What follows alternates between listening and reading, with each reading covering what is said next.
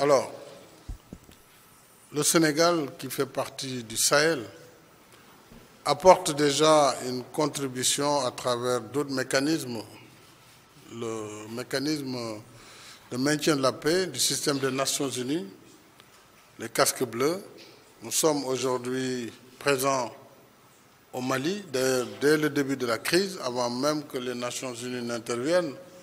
Par solidarité, nos pays avaient, à travers la MISMA, qui était une mission de soutien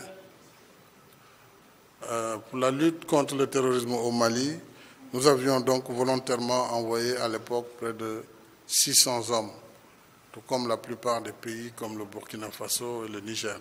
Par la suite, les Nations Unies, à travers la MINUSMA, sont venus prendre le relais et nous sommes présents avec 2 QRF, donc, qui sont des forces de réaction rapide, qui sont en train d'être déployées.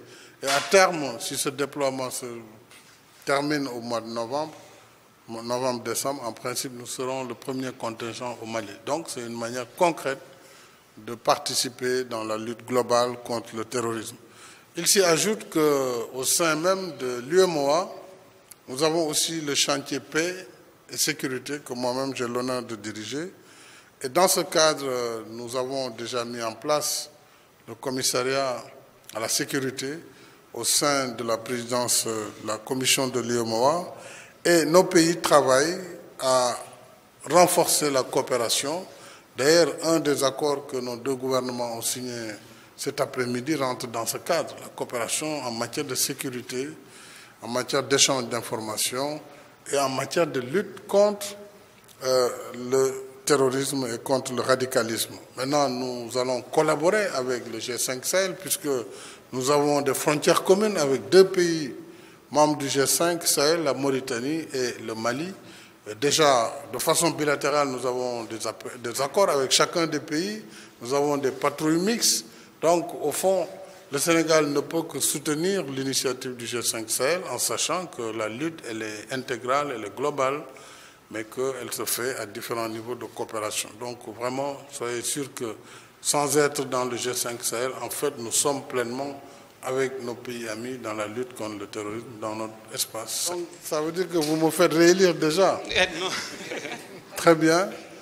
Non, je pense que nous devons être très sérieux dans ce pays lorsque nous voulons apporter une contribution positive à la marche de notre pays.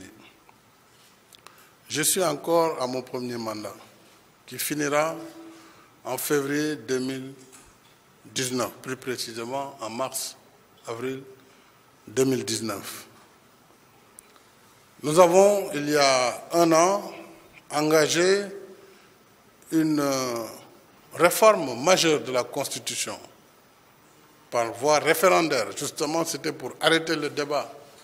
Parce que nous avions une majorité totalement qualifiée au Parlement. Mais nous avions choisi de consulter directement le peuple sur une réforme très sérieuse, très constructive, très consolidante de la Constitution pour régler principalement la question de la durée et du nombre de mandats du président de la République ainsi que du mode d'élection.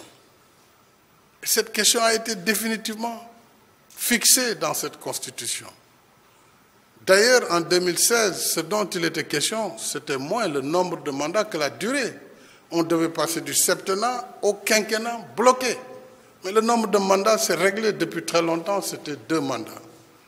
Donc le nombre de mandats n'a pas été modifié. Pourquoi engager une discussion sur un débat de 2024, un débat qui n'a pas lieu d'être, puisque je suis dans la logique de ne pas dépasser 2 mandats si le peuple sénégalais me fait confiance en 2019. Donc ce débat ne doit pas nous faire perdre du temps. Voilà ce que je voulais dire sur ce point.